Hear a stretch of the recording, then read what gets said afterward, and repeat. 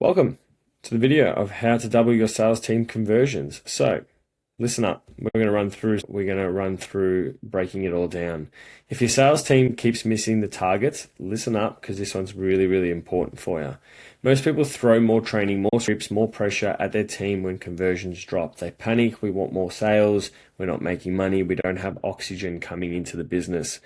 Oxygen keeps our business alive, and it is the first pillar of a business is money is oxygen for growth, scale, and paying those bills. So the mistake is thinking low conversion is a motivation issue when it's actually a messaging issue. And we tend to forget this because what may have worked previously isn't working anymore, and we start to say, no, we've got to motivate the team more and drive more sales. We'll give them bonuses. We'll do this, we'll do that. And you're pivoting too quickly and you really haven't digested what's happening. So what that leads to is a burnt out reps, bloated pipelines, and sales team that sounds like every other. So we start looking at different scripts, we start looking at different tactics, and we're just exhausted, team's over it. People that have been in the game for a very long time walk away from it because there's just something not working. So here's the 5 key points that I want to share with you. Boom. Ditch the script, master the moment. Like an actor who nails improv, not just lines. You need to pivot, shift on the spot. But teach reps how to listen for buying signals and pivot instead of powering through a script. Stop it. It's annoying. People see it. They just don't trust it. They walk away. They want the product, but then they've had that sales where it's just so scripted and pushing them down the line that they abort it. They're not interested anymore. It doesn't matter what you say to them, how much you discount it. They've checked out.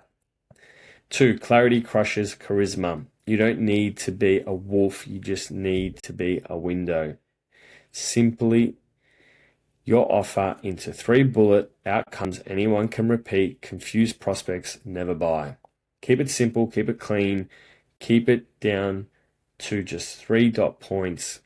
The outcomes that anyone can repeat. You don't want it to be too confusing. You're going to lose people when it's just not clarity there for them to see. They've left. Number 3, objections aren't rejections, they're requests for clarity. Like potholes on the road, if you expect them, you won't crash. Build an objection handling library so reps feel prepared, not panicked. I see a lot of sales people that we jump on calls with when we are talking to companies about what we do or about. We often sort of see them panic and they're not prepped for when we push back on those points, because ultimately you will get some pushback. Not everyone is just going to be head over heels for your product, service, or whatever you offer that you sell. You need to be ready that you stick to a basic setup. You don't want to be going too far off building out multiple scripts and dialogues and all the rest of it. Just, you've got an objection, so just give them clarity. That's it. Follow-up isn't nagging, it's service. Like a good waiter refilling your glass, not hovering, just present. So automate value-based check-ins, not just circle-backed. Send something useful, give back value. Make it part of your sales pipeline that if they don't actually come through with the sales, have the follow-up emails come through. Give them value. Give them something that's worth opening, listening, and reading, and just continue to keep that engagement going.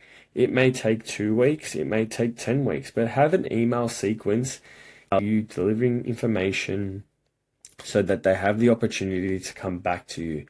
Just because we jump on a call and it's not closed on the call or within face-to-face, still bring them value. Even if they go to another business, continue to show up offering education and value. Really, really important part of your marketing, your funnels, your email sequencing online. Just give value. Coach the call, not just the close. Like reviewing game tape, that's where the magic happens. Have reps bring 1 recorded call per week to break down together tiny tweaks, huge lifts. So this is something that we do in the creative space when we run meta ads. We run A/B testing.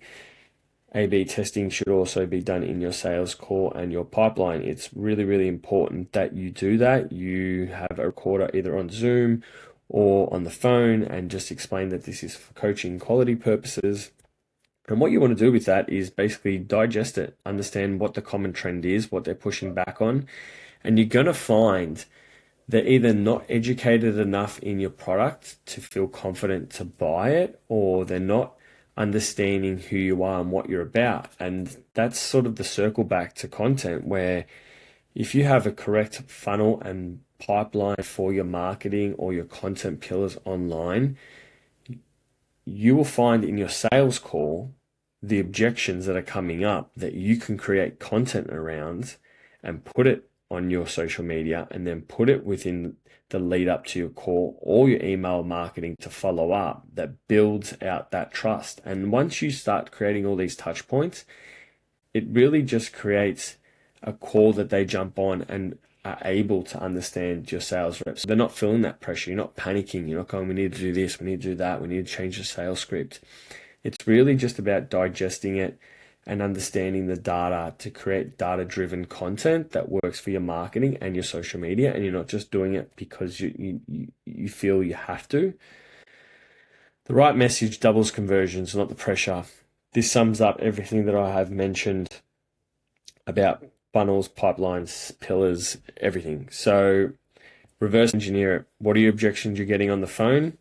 Create the lead up of videos to that during that pipeline to the call or them coming to your shop or service.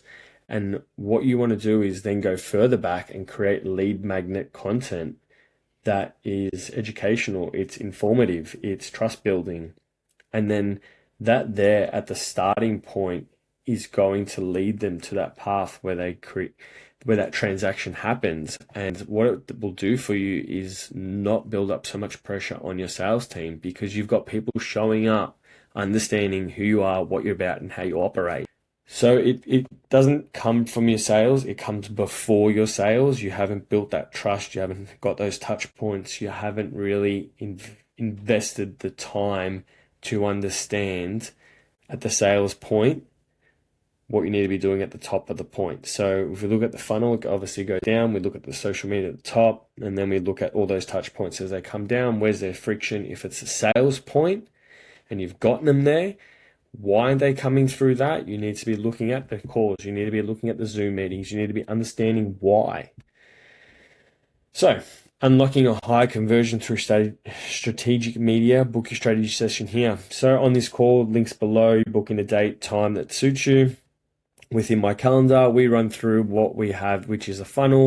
We look at lead magnet content, we look at education, we look at trust building, we look at meta ads, we look at all those things to get more people through the sales team, as well as less knockbacks and rejections and, not going through. And then we look at also how to bring them back into the sales pipeline so they can jump back on a call. Yeah, if you want to know more about it, or if you've gained some knowledge about this and want to implement it into your business, please do. If there's anything you have questions on, reach out to me, book in 15 minutes and we can have a chat and run through some stuff.